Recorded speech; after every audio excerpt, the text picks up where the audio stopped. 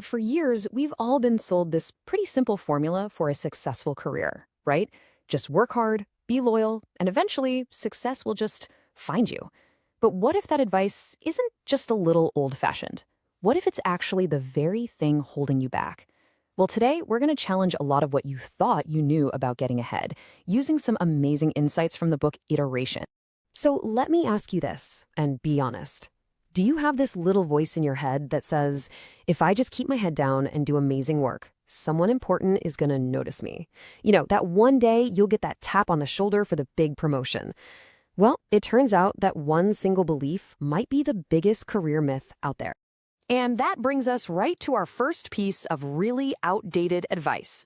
This idea that pure talent and hard work are all you need, that if you're gold, you're going to shine, and people will just find you. The reality, as we're about to see, is, well, it's a lot messier than that.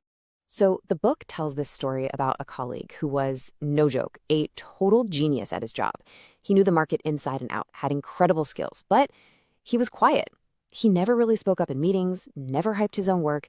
He just figured, hey, the results will speak for themselves. But they didn't. He got passed over again and again, and in the end, he just left, feeling completely and utterly invisible. So here's the bottom line. The old myth says to just wait to be noticed, but the new reality, it demands that you go out and create your own presence. It's the difference between just hoping someone appreciates you and proactively making damn sure that your value is seen and understood. So how do you actually do that? Well, the book lays out two really clear steps. First, seek exposure. And look, this isn't about bragging, it's just about sharing. When you finish something cool, share the results. If you have a good idea, say it out loud. And second, build alliances. You got to remember, success is rarely a solo sport. When you work with other people, you amplify your impact. Your win becomes a team win, and suddenly your influence starts to grow like crazy. All right, let's move on to the next myth. And this one feels kind of nice and cozy, but it's actually pretty dangerous. It's that idea that your company is like your family, a place that's always going to have your back as long as you're loyal. This story from the book just hits so hard. It's about a colleague, let's call her Y. She gave 11 years of her life to a huge tech company. To her, it really was like a second home. And then one day, the company's numbers took a dip and they started layoffs. And just like that, Y was gone. She walked out with some severance pay, sure, but also with this just profound sense of shock. Her home had just kicked her out. And this story just perfectly illustrates this huge mindset shift we need to make. The old myth sees a company as a family, right? It's all about emotion and security. But the reality today is that a company is an alliance. It's more like a partnership. They provide a platform for you to grow, and you provide your skills to help them succeed. It's a two-way street. This quote from the book just nails it. It reframes the whole relationship. Your number one loyalty isn't to your employer, it's to your own growth. Every project you work on, every new skill you pick up, that's an investment in your future. The company is the vehicle, for sure, but you are always the one in the driver's seat. Okay, for our last myth, this is one that a lot of people hold on to really tightly, especially the longer you've been in your career.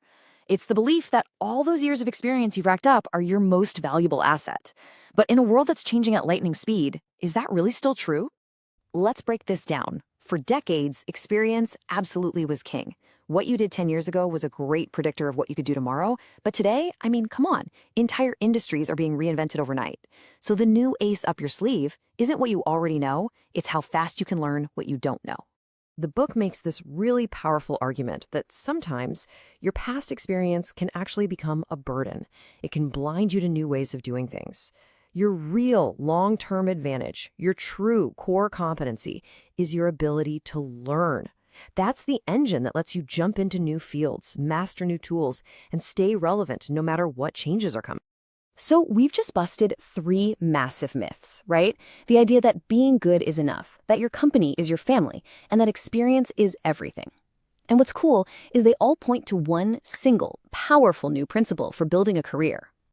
And that principle is iteration. That's the core idea of the whole book. And look, it's not some complicated buzzword. It's just a simple loop. You do something, you reflect on it, you summarize what you learned, and then you do it again, only this time a little bit better. It's how you constantly adapt and grow in everything you do. Honestly, this is the most empowering takeaway for me. The goal isn't to reach some imaginary finish line of perfection. The real goal is just progress. It's about being a little bit better today than you were yesterday. That's how you build a dynamic career that can actually last, one that's resilient to whatever the world throws at you. So, I'll leave you with this question to really think about. When you look back at the last year, have you been operating on those old, outdated myths, or have you started to iterate? Has your approach to your work, to your company, to your own learning, has it evolved? Give that some thought, because the answer might just decide your next big career move. If I could write a song for you.